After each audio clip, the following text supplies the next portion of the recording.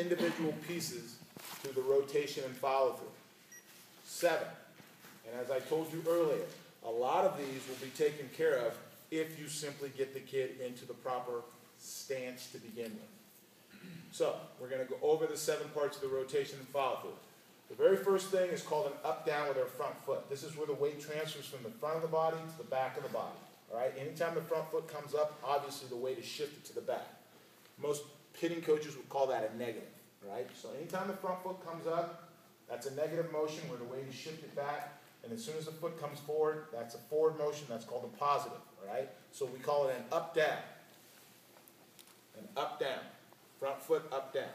The up-down occurs when the pitcher's arm stroke comes around and gets to the release point. That's when I go and decide whether I'm getting ready to swing or not. I'm waiting for the pitcher's arm to get to the release point, and then that's going to be my timing. That's when my timing starts. So the first thing I do is up-down.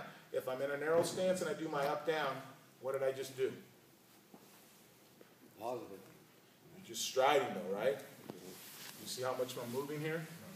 You can't swing until your foot lands, right? So the longer you stride, the longer it's going to take you before you can actually start your swing, right? Also, what's my head doing here? It's not only is it moving forward, but it's also changing levels.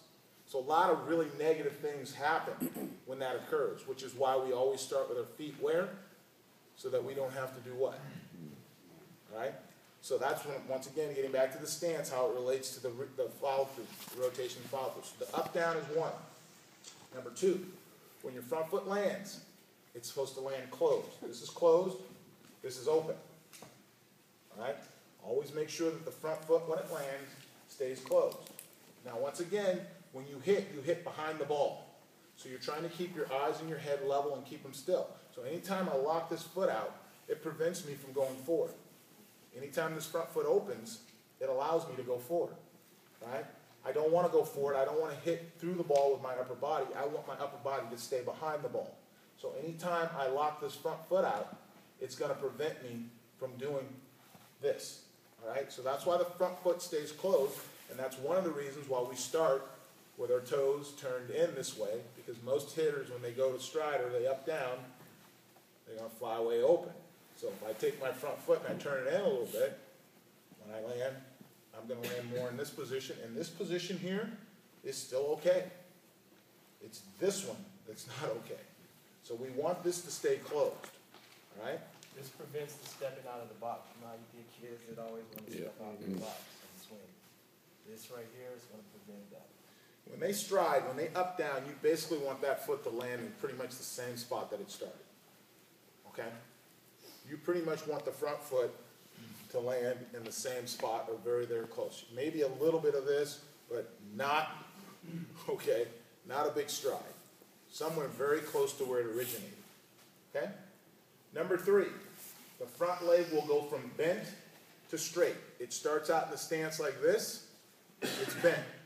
When I up down, it straightens out. Anytime the front leg straightens out, obviously that keeps me back. Anytime this front leg bends, obviously my head and eyes are changing planes, which is going to make it much more difficult to see the ball. So we don't want our front knee to bend. We want our front knee to lock out and keep our body behind the ball. Okay? So we've got 3 things we've identified, all involving the front part of the body.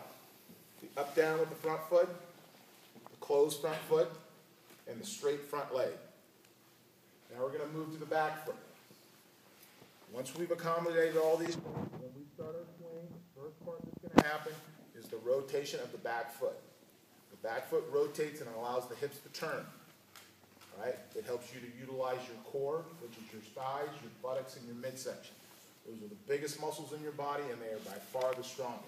So anytime you hit a ball, you want to utilize all of this in order to get maximum power. So the back foot rotates with the heel up. A lot of guys are going to rotate with the heel down. You want the heel up. Do not want the heel down.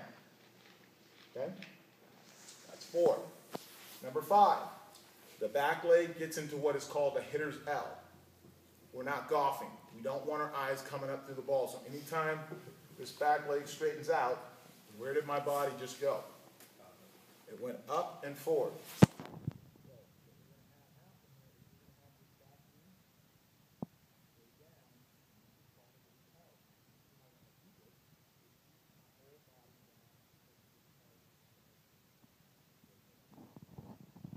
We don't want to be like a pogo stick or an apple in water bouncing up and down.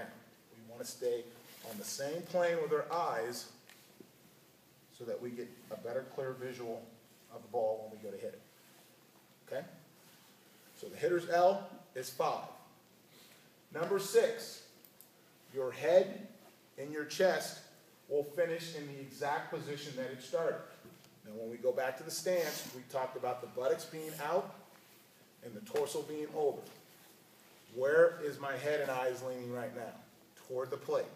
So as I go into my attack position, my up, down, my eyes and my head will stay leaning over the plate.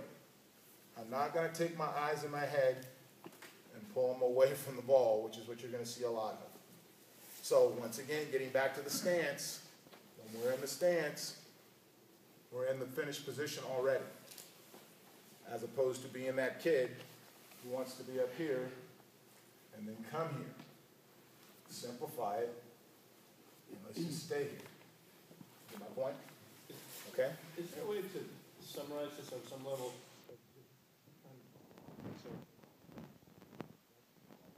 Describe it that I found. Yeah, so you're just rotating your body around your head. Every step we have is really focused on keeping your head together. You watch every good hitter, they all very minimal head movement. When you get into an advanced hitter, you'll see this negative and positive because the rhythm of the timing of hitting a guy who's throwing 97 and throws quality breaking pitches becomes really, really important.